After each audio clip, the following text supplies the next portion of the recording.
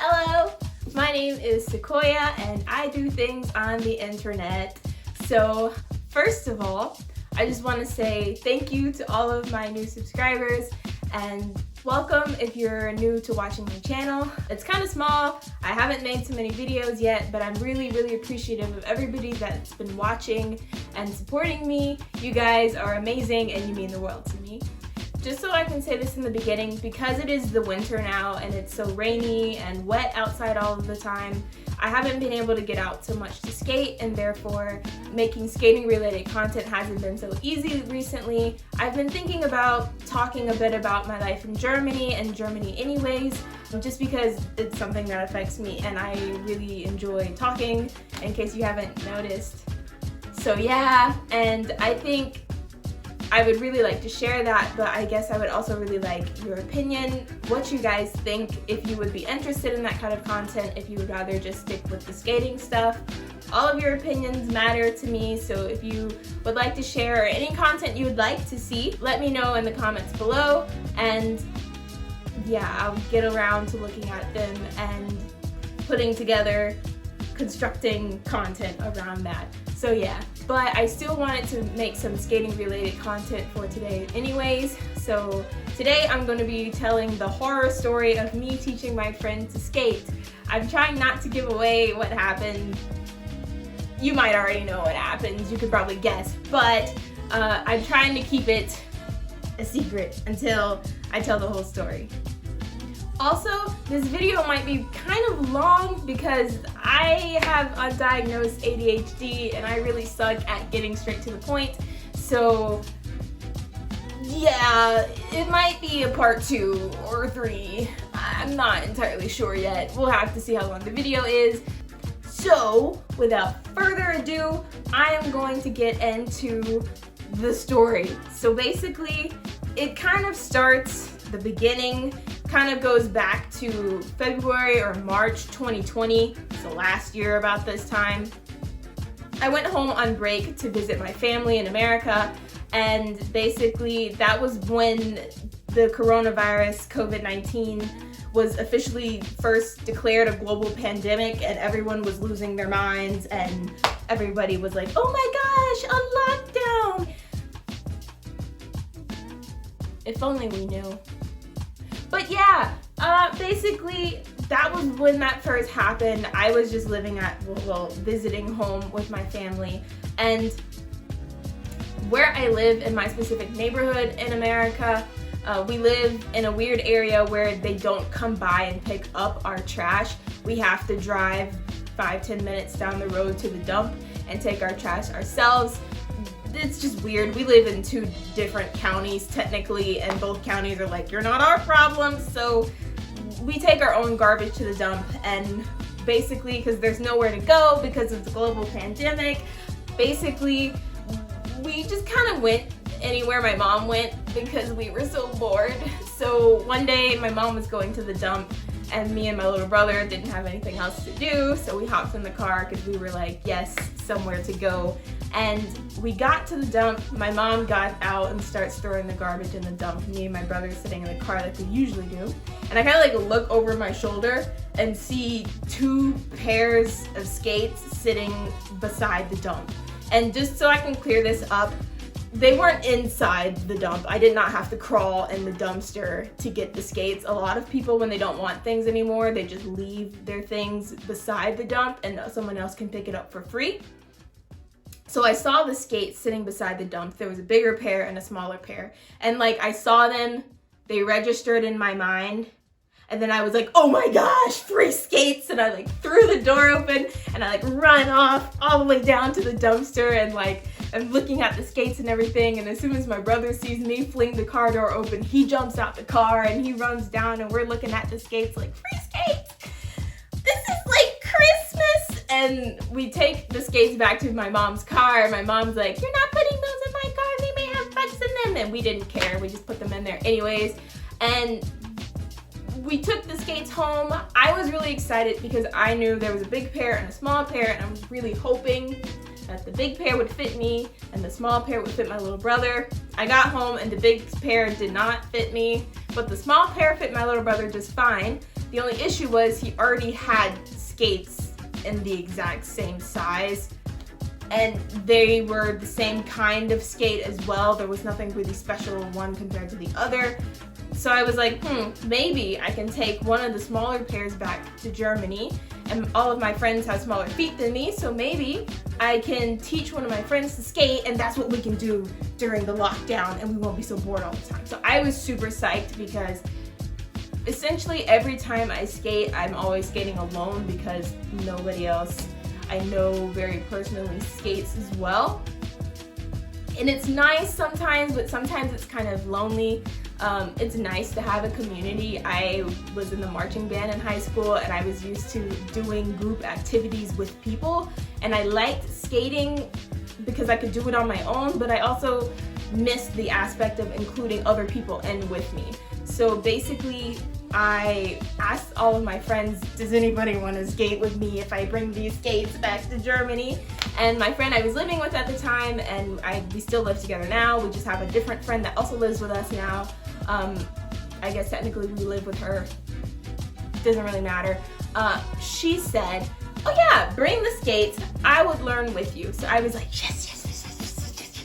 I was so excited. So basically I went through all of this effort to like make sure I didn't have anything in my suitcase so it wouldn't be too heavy, so that I can put the skates in my suitcase and take them back to Germany with me so that I could finally teach somebody to skate and I would have people to skate with, and it was all good. So I get back to Germany. I come back to Freiburg, the city I live in Germany. I get back to the apartment I was staying in at the time. I see my friend and we're like, this is gonna be so exciting. That day I showed her the skates. She was like, okay, cool, we're gonna do this. Not today. And I was like, that's fine, I just got done traveling. That's really exhausting anyways, so I get it. I think the next day was the first day that we went out and we started skating with the skates. So basically I was like, I know a really smooth place, it's a nice place to start skating. You just get the feel for moving forward and picking up just a little speed. Not like fast, but not like turtle pace. You know, going a little bit and then letting yourself roll to a stop. The very basic, really easy before I get into anything else in terms of skating. And basically we went out, we walked all the way down the street to where I was going to teach her to skate at. We spent maybe about an hour or so out there, and she did really well. She put the skates on, we practiced standing up and sitting back down on the ground again, and basically we did a little bit of like moving forward, letting her pick up a little speed, rolling to a stop, turning around and coming back. I was explaining plow stops to her a bit so she wouldn't have to worry about learning to do anything with her toe stops first. She can just slow herself down a little bit if she wanted to. Learning plow stops, we were gonna practice turns a bit, but because the sidewalk we were on was a bit narrow, I was thinking, okay, maybe we're probably gonna have to practice turns a different day because it's just not that conducive when you're first learning turns to learn somewhere really tight, because the tighter the turn is, the more control you need to have, and you don't have that when you're first beginning.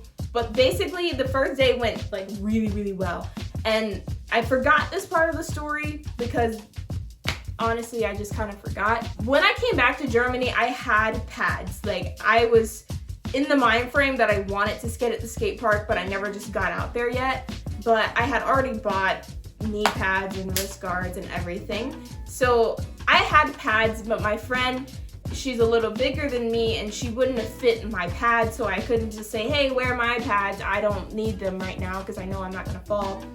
I learned to skate without pads. Every time I fell, I just fell. And I never had anything happen, so I was saying to her, you should look into getting some pads, but we'll try it once or twice to see if you like it before you just go out and buy pads and then you don't need them. So yeah, I was trying to tell her, like, be careful, do this, do that, whatever, but really make sure that you're aware of what you're doing, because falling is not really fun, especially when you don't have pads. You can skin your knees and your whatever these things are called, your palms and all that stuff, which I've done, but I was okay, you know, whatever. But the first day went really well. we walked back to the apartment. We were like, yeah, this is what we're gonna do. This is what we're gonna keep busy doing during this pandemic. This is a great idea. The end of the first day, everything went well.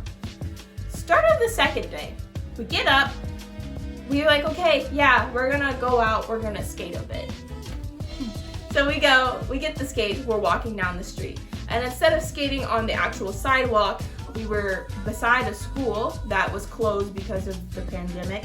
And they have a really, really smooth area in front of the school. I would almost call it a parking lot, but it's not for cars. And they have an area beside the smooth area where people can park their bikes at. So I'm not really sure why it's just a really big, open, smooth area, but it was nice because it's big, it's open, it's smooth. Perfect area to start learning to skate. I used to skate there all the time, and basically I took her there the second day because I knew if she wanted to start working turns and things like that, she would need a lot more space in order to make the turn fully and not have to make the turn so tight, and that would have plenty of space to do it. So basically, we put the skates on, and I'm like, hey, I'm gonna practice a few things. I'll be watching you. You just do what we did yesterday. If you want me to stay and watch you, cool. If you want whatever. So basically the goal was just practice the few things you did yesterday. Pick up a little speed, roll to a stop. Don't worry about doing anything crazy. Basically, she puts the skates on, she's rolling around, she's doing good, she's feeling more confident, everything, but she was still going kind of extremely slow. And basically, we're skating, I'm watching her, and I see her rolling really, really, really slow, and all of a sudden I see her skate stop, which in my mind, I know if you're rolling and your skate stop, that either means you're about to stumble or you're about to fall. So I see her skate stop, and I'm like, okay, let's see, what are we gonna do, what's gonna happen? I was too far away from her to kind of go and try to support her, so I'm like watching at a distance like a terrified parent. And I see her, and she starts doing this, which is like the worst thing to do if you're falling, because if you fall forward, you mess up your knees, you mess up your hands or whatever, and your wrist, it's not good. But at least you can like catch yourself before you just hit the ground. When you're falling backwards, it's so much more difficult to regain your balance because you're doing all of these, and it's not easy to bring all of your center of mass into one place. And also when you fall backwards, it's so much harder to soften the fall. Like when you fall forward, you kind of hit your knees and then your wrists, and then you're on the ground. And it's kind of like this system of lessening the distance that you're falling towards the ground. But when you fall backwards, you just kind of go, and it's a really big fall, and it's a nasty fall. You never really want to fall like that. And I see her, and she's doing this.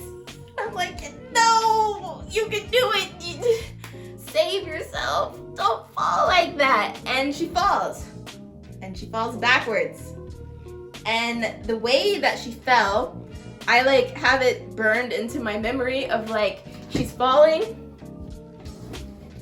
I don't know if you can actually see anything, if that makes sense. But she's falling, and she fell backwards, but like her ankle was under her, and she fell like this on top of her ankle.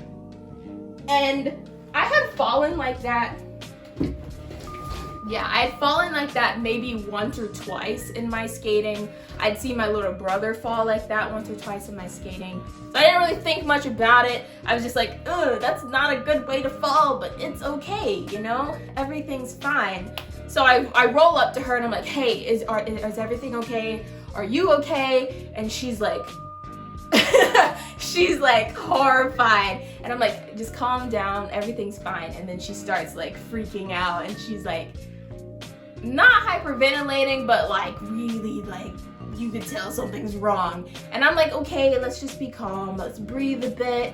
Everybody falls, it's really scary and it's really painful, but it's okay. And she's like, no, take the skate off. And I'm like, okay, we can do that. We can take the skate off. So I take the skate off her ankle that she had fallen on top of. And then she's like, I'm like, is there something going on? And she's like, no, it's hurting. and it should not be hurting this much. And I was like, no, it's okay, everything's fine. So we're like trying to talk through it, and I keep trying to like calm her down and tell her everything's fine and you're gonna fall and it's gonna be okay and you can't let it scare you. And she's like about to cry because she's like, this is really bad, something's wrong. So basically we're having this conversation and I'm like, well, would you like to go home? And she's like, no, it hurts too bad, we need to go to the hospital. I was like, the hospital? That's kind of a lot. You know, maybe we can get you home and we can call one of our friends that has a car that can drive you to the hospital. We need to call the ambulance. And I'm like, the ambulance? Are you sure you can't get home? Is it really that bad? And I know like at one point she was like looking at her ankle and she was like, look at this, is it supposed to be moving like that? And I was like, I don't know, does your ankle normally do that? Does your ankle normally do that? I don't know, it's your ankle. I don't notice your ankles that much. So we have this back and forth conversation where I'm trying to like de-escalate it, and she's like almost about to cry because she's like, this is a bad thing, something's going wrong. So I try to talk her out of calling an ambulance, but she's like, we need an ambulance. So I call. If you're from America, I think you kind of you might understand a little why I was hesitant to call the ambulance, because in America, calling an ambulance, even if it's for a really important situation, can sometimes run up to like $20,000. I don't even know, maybe more than that, even if you have insurance. So I don't know, if we have friends with cars, I thought maybe she didn't want to call an ambulance if you're gonna get that much in debt. But she was like, call an ambulance. So I said, okay. I call the ambulance. The paramedics come maybe 10-15 minutes later. And they come and they're looking at her and they're like, is she okay? What happened? Well, we were roller skating and she fell on top of her ankle. Did she hit her head? No, she didn't hit her head. Okay, look at me. How many fingers am I holding up? But I'm like, she didn't hit her head. And they're like, is your neck hurting? Look at me. I'm squeezing your neck. Does that hurt? And I'm like, she didn't hit her head. It's her ankle that's the problem. Is it in this leg? We're like, that's the wrong leg. Her ankle. Her right ankle. I think it's her right ankle. Her right ankle. That's the problem. Look at that. So they like work their way down her leg and they're like, where does it hurt? And they're like, the ankle. The ankle is where it hurts. So basically, they like cut up the legging, like the one pants of her leggings, like up to like her knee or something like that. And they start putting like these bendy but like hard strips around her ankle and like use that weird tape thing to like secure her ankle in place. And they put her on like a stretcher and they put her in the ambulance. And basically they're like, do you have her insurance card? Does she have family here? No, she doesn't have family here, and she also does not have her insurance card. Can I ride with her to the hospital? No, you can't ride with her to the hospital. But I'm like, because you're not family, you can't ride with her to the hospital, especially because of the coronavirus problem. And I was like, well, she didn't have family here. What am I supposed to do? She doesn't have her insurance card on her now. Well, we're gonna take her to a hospital. We're not sure what hospital we're gonna take her to. But eventually, when she gets to the hospital, we'll let you know. And when she gets to the hospital, then you bring her insurance card to the hospital. And then, yeah. So basically, I go home with all of her things and all of my things. And I'm sitting there like, this is absolutely insane.